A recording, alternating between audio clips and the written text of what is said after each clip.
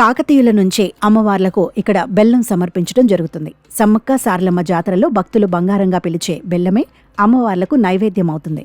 భక్తులది ఎంత పెద్ద కష్టమైనా సరే ఆ తల్లులకు చెప్పుకుంటే తీరుతుందని అంటారు. అలా కోరిన కోరికలో తీరిన వెంటనే ఆ మనిషికి నిలువెత్తు బంగారాన్ని దేవతల గద్దెలపై ఉంచి మొక్కులు చెల్లిస్తారు. ఇలా నిలువెత్తు బెల్లాన్ని సమర్పించడం వెనుక ఎన్నో ఏళ్ల ఆనవాయితీ ఉంది. మినీ మేడారం జాతరకు పోటెత్తుతున్న భక్తులు వనదేవతలకు తీసుకెళ్లే ఈ నైవేద్యానికి ఎంతో మహిమ ఉందని చెప్తారు. అమ్మవార్లే బంగారం రూపంలో భక్తులను ఆశీర్వదిస్తారని నమ్ముతారు. పూర్వం చాలా దూరం నుంచి భక్తులు ప్రయాణించి ఎడ్ల బండ్ల మీదకెళ్లి వచ్చి అమ్మవార్ల దగ్గరికి చేరుకునేవారట. ఇక్కడే వారం లేదా 10 రోజులు ఉండేవారట. ఆకలి వేసినప్పుడు త్వరగా శక్తిని అందించే బెల్లం పానకంతో తయారు చేసే ఆహారాన్ని తీసుకునేవారట. అందుకే అది అప్పట్నుంచి చాలా విలువైనదిగా భావించి సమ్మక్క సారలమ్మకు సమర్పించటం ప్రారంభమైందని స్థానికులు చెబుతారు.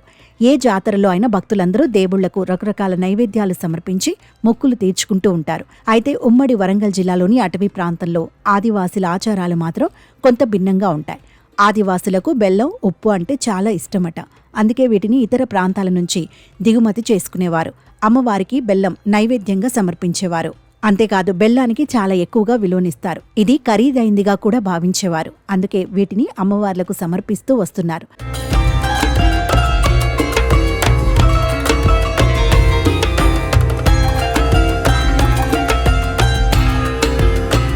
కాలక్రమేణా జరిగిన మార్పుల వల్ల దీన్ని బంగారంగా పిలుస్తున్నారని కొందరు చెబుతున్నారు.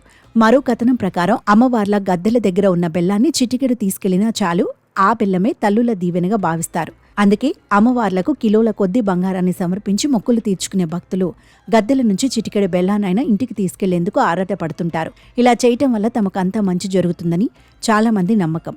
సమ్మక్క సారలమ్మ జాతరలో భక్తులు బంగారంగా పిలిచే బెల్లమే అమ్మవార్లకు నైవేద్యం అవుతుంది. ఇలా నిలువెత్తు బెల్లాన్ని సమర్పించడం వెనుక ఎన్నో ఏళ్ల ఆనవాయితీ ఉంది. మినీ మేడారం జాతరకు పోటెత్తుతున్న భక్తులు వనదేవతలకు తీసుకెళ్లే ఈ నైవేద్యానికి ఎంతో మహిమ ఉందని చెప్తారు. అమ్మవార్లే బంగారం రూపంలో భక్తులను ఆశీర్వదిస్తారని నమ్ముతారు. పూర్వం గిరిజనులు మాత్రమే జరుపుకునే ఈ జాతరకు ఇప్పుడు కోట్లాదిగా భక్తులు వస్తున్నారు. అయితే జాతరకు వెళ్లే దారిలో దప్పిక, నీరసం రాకుండా బలవర్ధకమైన బెల్లాన్ని తమ వెంట తీసుకెళ్లేవారు. గిరిజనులు ఎంతో ఇష్టంగా తీసుకునే బెల్లాన్నే అమ్మవార్లకు కూడా నైవేద్యంగా సమర్పించేవారు. వారు భక్తి శ్రద్ధలతో సమర్పించే ఈ నైవేద్యమే ఆ వనదేవతలకు బంగారంతో సమానంగా భావిస్తారని విశ్వసిస్తారు.